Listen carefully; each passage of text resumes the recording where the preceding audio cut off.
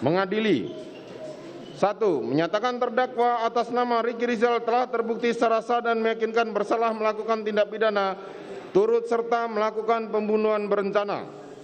Menjatuhkan pidana terhadap terdakwa tersebut dengan pidana penjara selama 13 tahun. Menyatakan bahwa pidana tersebut akan dikurangkan dengan lamanya terdakwa berada dalam tahanan. Memerintahkan terdakwa tetap ditahan.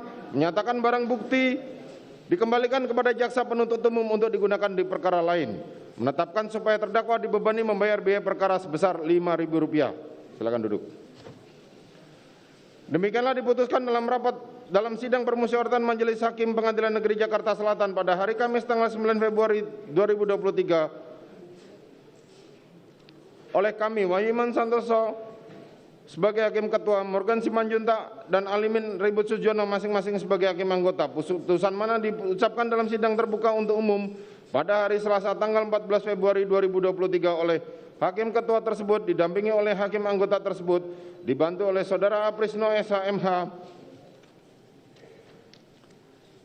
sebagai panitera pengganti pada Pengadilan Negeri Jakarta Selatan, serta dihadiri oleh Rudi Irawan dan kawan-kawan penuntut umum dan terdakwa serta para penasihat hukumnya. Demikianlah putusan ini telah kami bacakan, dan kepada para pihak baik jaksa penuntut umum maupun terdakwa maupun penasihat hukum yang mempunyai hak untuk menyatakan upaya hukum yakni banding, menerima atau pikir-pikir. Demikian sidang perkara nomor 799 PIT B 2022 atas nama terdakwa Ricky Rizal dinyatakan ditutup.